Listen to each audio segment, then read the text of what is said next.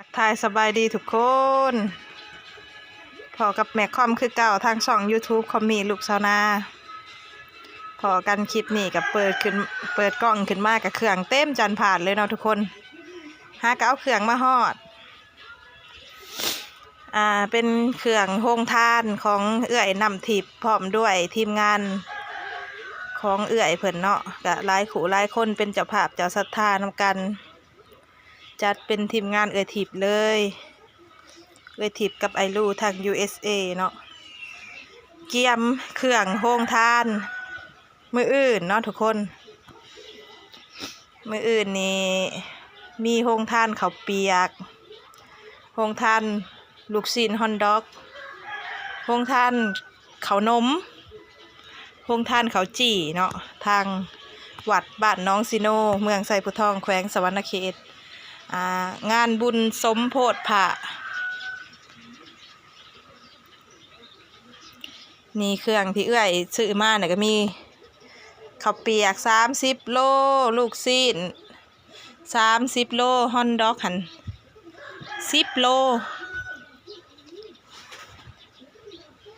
แล้วก็ข้าวจี่เนาะข้าวจี่นะ40 ธง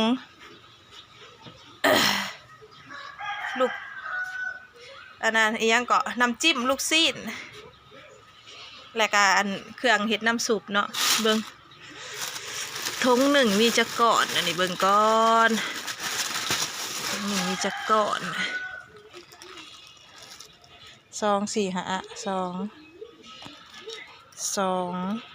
5 ธงหนึ่งมี15ก้อน15 คูณ 40ออกเท่าไรเท่า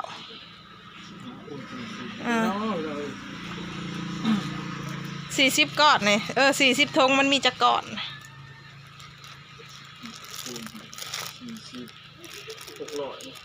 ฮะ600 ก้อนว่าติแล้วออกมานี่15คูณ4015 ก้อนคูณให้40 ธง600 ก้อนพอดีข้าวจี่600 ก้อนพอเด้อแล้วก็มีโฮงทานขนมอีกได้ทุกคนโฮงทานขนมอีก250 ก้อนเนาะมื้ออื่นเปิดโฮงทานอย่างเป็นทางการเนาะตามแผนนะแม่นนะแบ่งที่แบ่งเวลาก็แบ่งนี่เด้ตามแผนกำลังสิว่าอีกเดี๋ยวนี้ตามแผนนี่กลางเว้นนี่แม่นแจกลูกชิ้นกับขนม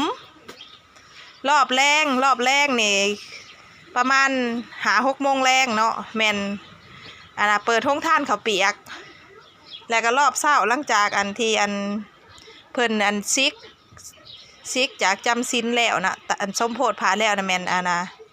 ข้าวจี่หวานเนาะข้าวจี่หวาน600 ก้อน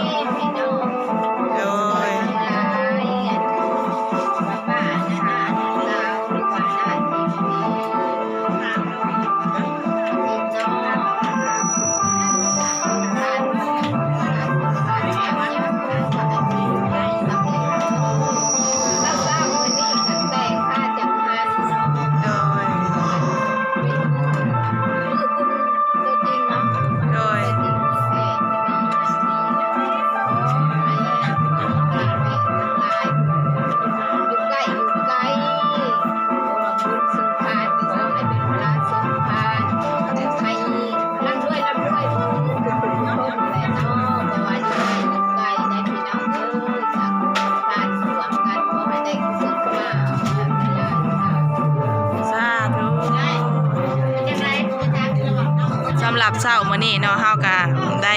ลูกชิ้นฮอนด็อกที่ทีมงานเอื้อยนำทิพย์ไลลูเพิ่นซื้อมาตั้งโรงทานได้มาแต่งใส่ผ้าขาวให้ครูบาอาจารย์แล้วก็แม่ขาวเนาะหรือว่าแม่ชีเนาะให้เพิ่นได้สันให้ได้เป็นบุญเป็นกุศลแก่ผู้ที่มีอาหาร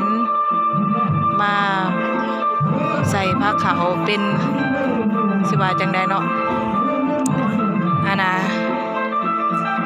ให้อยู่ดีมีแห้งเนาะสุขภาพเข้มแข็งเฮงๆรวยๆเด้อ ผ้าขาวเศร้ามื้อนี้ก็มี9ผ้าเนาะลูกศิษย์ฮอนดอกก็แม่นได้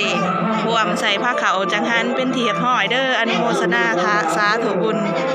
นำเอื้อยอ้ายพร้อมทีมงานถือว่าแรงมื้อนี้เนาะทุกคนก็เป็นมื้อ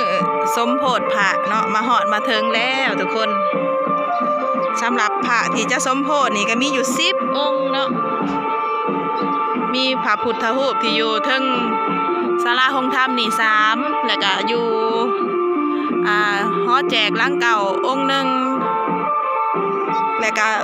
มีพิเศษคือพระวันเกิดที่ทั้งเอ้ยน้ำทิพย์และไอลูเพิ่นเป็นเจ้าภาพหาองค์เนาะก็ได้สมโพธินำเนาะทั้งหมดนี่พระวันเกิดนี่มีอยู่7องค์เนาะแต่ว่าเอ้ยกับอ้ายเพิ่นเป็นเจ้าภาพอยู่หาองค์รวมปัจจัยเจ้าภาพก็15,000แต่ว่าองค์วันเสาร์นี่เพิ่นสร้างเพิ่นปั้นนำบ่ทันเนาะวันคานเลยนี่วัน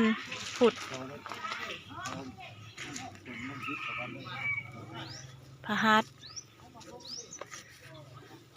ศุกร์เสาร์อาทิตย์เวียนไปตามอันดับเนาะตอนนี้ทางพอเพิ่นกำลังเขาเจ้าเอิ้นว่าอีหยังก็ศิลวัตรพอดิโดเขาเจ้าเอิ้นว่าอีหยังก็ใส่ยาคัดยาฆ่านี่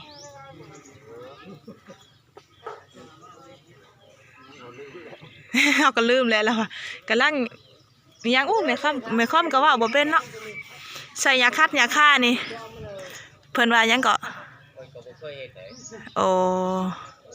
แต่ว่าห่อหูห่อตาใส่ห่อผ้าขาวนี่แล้วเพิ่นเอายาคัดยาฆ่ามาเกี่ยวเวียนแล้วก็สิไปเน่งไปบ่อนครูบาอาจารย์เพิ่นสูตรพุ่นน่ะแม่ค่อมก็บ่ฮู้เนาะขอโทษขออภัยนำตัวได้บ่ว่าผิดว่าถูกยุบยิบก็ได้ถือว่าพร้อมแล้วเนาะมื้อแรกนี่แม่นเริ่มพิธีอันนี้ก็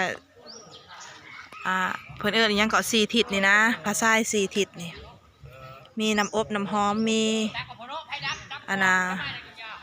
ไม่ยังแหละแม่ค่อมก็ว่าบ่เป็นเนาะแต่ว่าเพิ่นจะตั้งไว้อยู่4ทิศเนาะ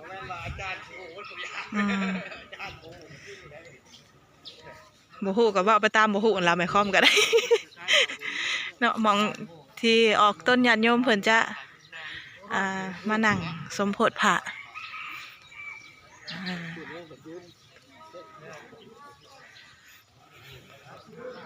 ตอนนี้ทางครูบาอาจารย์เพิ่นกำลังสันจังหันอยู่ทางกุฏิเนาะทุกคน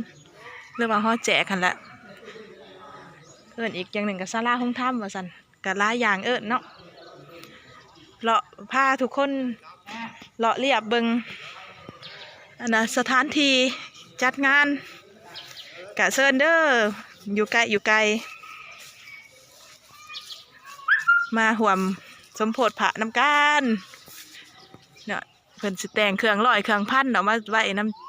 47แม่ค่อมว่าบ่เป็นเนาะจักสิว่าจังได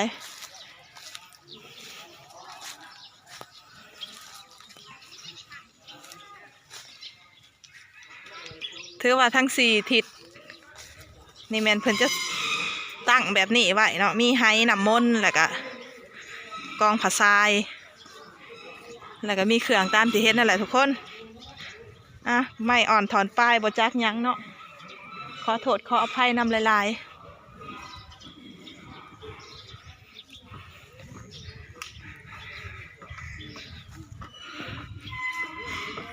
ขึ้นสูงหลายตกเด้อลงตั้งปีนหันเจ็บได้หันคลิปวิดีโอนี่แม่ค่อมกับสิโจ้ไว้สำเนียก่อนได้ไม่ยังผัดบาดมืดบาดม่วนให้นอกกล่องก็ได้พบพอกันคลิปหน้าทุกคนสำหรับคลิปนี้ลาพี่ลาน้องไว้สำเนียเด้อพบพอกันคลิปหน้าสบายดี